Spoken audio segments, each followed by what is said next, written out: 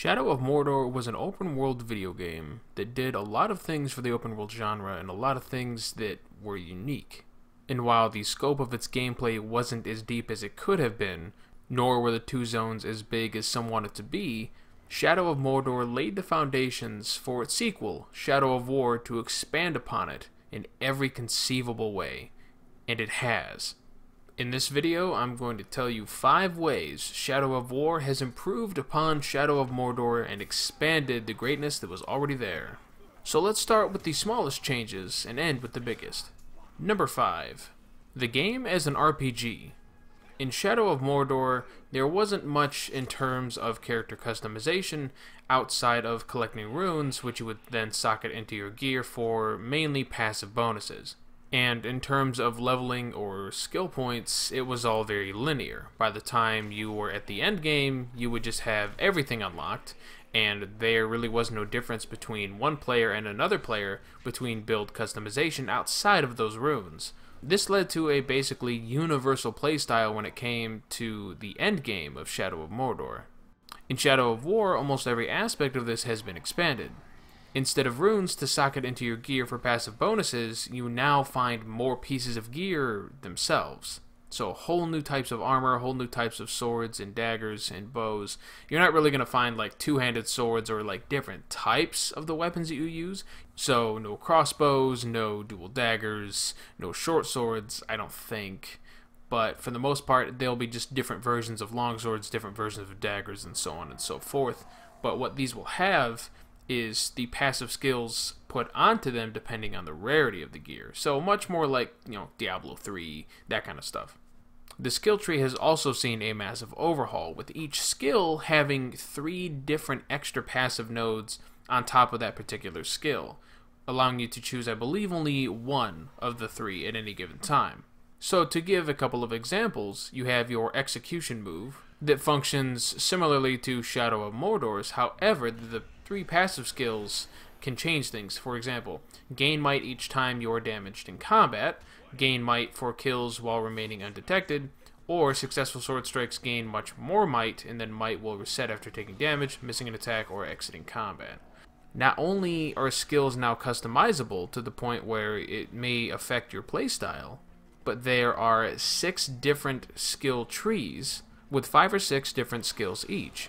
Combat skills, predator skills, ranged, wraith, mounted, and story skills, which combines to make 32 skills in all, with each skill having 2 or mainly 3 different alterations to them. So compared to the first game, in Shadow of War, tailoring your skills to your playstyle is much more of a thing. Number 4. Let's talk maps, or more accurately, regions. Shadow of Mordor had 2. They weren't really small per se, but they did feel limiting compared to other open world games. Even if you combined both of the 2 regions in Shadow of Mordor, it really didn't amount to much in terms of actual breadth and size. In terms of actual size, Shadow of Mordor's regions were probably on point with something out of Assassin's Creed. And then in Shadow of War, each region is supposed to be maybe a little bit bigger, if not the same size as the ones in Shadow of Mordor. However, the biomes have been overhauled. So instead of brown and a little bit of green like we had in Shadow of Mordor, each region will have its own unique biome, its own unique fauna and flora, and even climate. And not only that, but instead of there only being 2 regions, there's now at least 5. 6 in total, I believe, if you count the region where you do a lot of questing with other humans and whatnot. Each region will have a fortress that you can tackle and overtake to become your own, which will have a lot more variable gameplay and content compared to the forts found in Shadow of Mordor. Number 3, enemy types. In Shadow of Mordor, you could mount 2 different types of enemies, and then when it came to the actual orcs and uruks and goblins that you fought against, there were a few different kinds. There were enemies with shields and spears, some had dual-wielding weapons, others had just one weapon, there were archers, and for the most part, that was the bulk of the enemy that you were fighting against. In Shadow of War, however, this has been expanded. Not only do you have all of your usual orcs and uruks to fight against, but you now have ologs, which are very large, powerful orcs that I'm sure you've seen in a lot of the trailers. Some have been portrayed as war chief or even overlords. And there's even a new animal edition in the form of a drake, aka a freaking dragon, that you can ride, but the orcs can also utilize such a beast to create impromptu flamethrowers. And I mean, it's more like a flame cannon than a flamethrower, although there are flamethrowers in the actual game that can be used by the orcs as weaponry. Speaking of which, the orcs and uruks and normal grunts and overlords and everything are now based on different classes. You have your assassins, beastmasters, berserkers, commanders, destroyers, marksman, slayer, tank, tracker, and trickster. These varied classes will determine the strengths and weaknesses of any given orc, as well as give them special skills that are class specific, like a commander who can strengthen nearby fighters or throw down war banners, which strengthen and frenzy allies but can be destroyed. They can call reinforcements. Then you have your destroyer class, an expert in explosive tactics. He's equipped with bombs and mines, a sapper, final curse. Your beastmaster, at one with the creatures of Mordor, beasts will not attack him, calls Caragors into battle, heals allied beasts and sends them at his target. It's crazy awesome, these classes, man. So not only do all of these orcs have a bunch of classes now that separate them from others, as opposed to Shadow of Mordor, where a lot of the orcs were more or less the same. However, in terms of variety, Shadow of War doesn't stop there, because there's something called tribes that have been introduced into Shadow of War. Alongside classes, these orcs can be affiliated with one of 7 different tribes. Dark Tribe, Feral Tribe, Machine Tribe, Marauder Tribe, Mystic Tribe, Terror Tribe, and Warmonger Tribe. These tribes can also give these orcs special skills, and when they have captured a fortress, depending on the tribe, the fortress will look and function different. For example, the Warmonger Tribe bonus gives a skill called Warmonger Clash, where it locks your weapon in place with his gauntlets, and you have to either break free by spamming a button, or you suffer extra damage. Orc kind are no longer named marionettes of one another, but now have their own class as well as their own tribe to belong to, which should in theory radically expand and evolve the way that these orcs play. There's going to be a lot more variety to it. And speaking of how orcs play, let's jump on over to number 2, the Nemesis System. In Shadow of Mordor, the Nemesis System provided you with the opportunity for many different experiences regarding the orcs that were around you. Mainly it was built around you dying, and then that orc and the orcs around him would change slightly due to your death. Or, per se, even if you met an orc and you fought him and he ran away, he would come back later and he would remember you, that kind of thing. Orcs would also occasionally fight each other, ambush each other, have rivalries, things like that. And they might even duel each other. And even though Shadow of War expands the Nemesis system greatly, I still had a really cool experience in Shadow of Mordor just a day ago.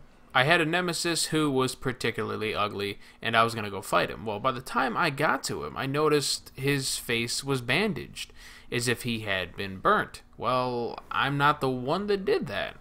And it turns out that he had a weakness that he didn't have before, where he was afraid of fire. And then it kind of made sense to me. There must have been another orc or another captain that had attacked him and burned him, and then he survived, and thus he developed that fear. Shadow of War takes that concept to the next level. For example, you could kill an orc only for it to cheat death and then come back, usually changed in some way and or more powerful. And then you'll have moments where you are fighting another orc, and instead of another one of your followers just kind of hanging by and occasionally helping you by slapping the shit out of him, there will be a cinematic moment where the orc that's helping you out does this really cool thing and ends up killing the guy for you in this much more cinematic, almost scripted fashion, but it's not scripted at all.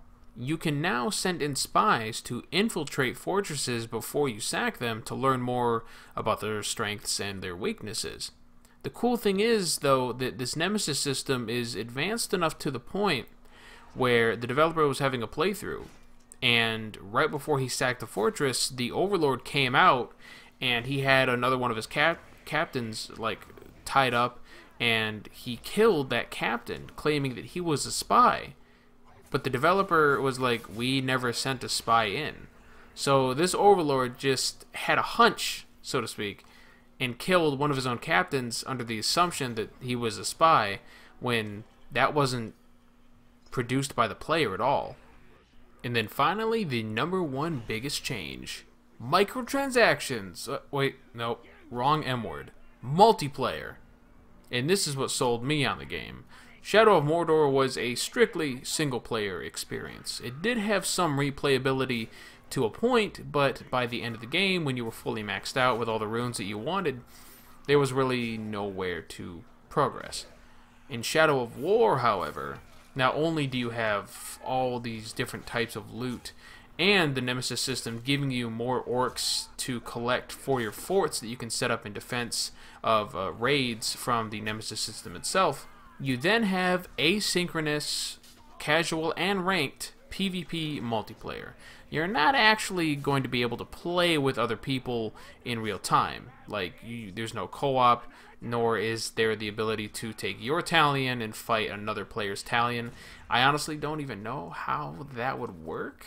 But each player has their own multiplayer-specific orc-controlled fort that you can deck out with all of the many orc followers that you will both find in-game, and ones that you can purchase for both in-game and real-world money through the loot box system. So you can deck your fort out with a variety of captains, elite captains, and of course your very own Overlord. It's all customizable to whatever you prefer. And then the PvP portion comes into play with other people jumping into your world and attacking your fort. And you have your casual mode, which doesn't give rewards and is kind of more of a friend versus friend thing. And then you have your ranked mode.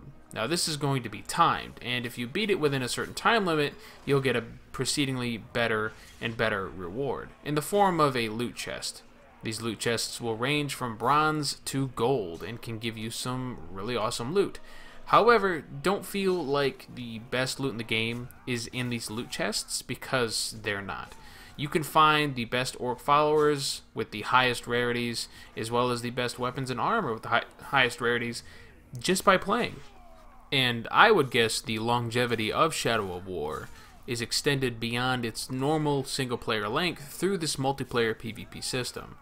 Because attacking forts not only will allow you to climb the leaderboard by winning, but if your orc followers die, then they permanently die and you'll have to find new ones. So it's almost like this endless cycle of getting new orc followers to tackle harder and harder player-created forts.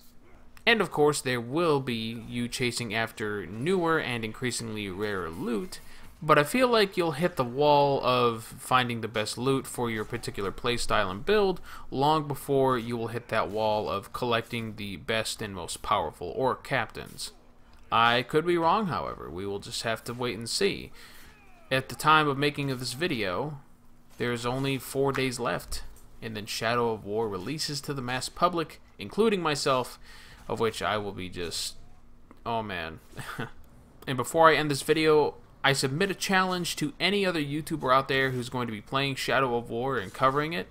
I will demolish your forts, so feel free to come at me. And those are my top 5 ways that Shadow of War will be improving and expanding upon Shadow of Mordor's base functionalities. Let me know what you think in the comments down below. Are you going to be playing Shadow of War upon release? Do you think the changes are worth the price tag? I already know how you feel about the microtransactions. I feel the same way, but I don't think they will be as bad as everyone, including myself, has made them out to be, which is a good thing. I've seen a lot of them in action, and it really looks like you can get all the best stuff just by playing at a reasonable enough clip that spending real money is actually going to detract from the fun. So if you enjoyed the video and would like to see more videos like this from my channel, then you know what buttons to press to make me happy as a YouTuber. Thank you very much for watching. I appreciate your continued support on my channel, and I will catch you next time.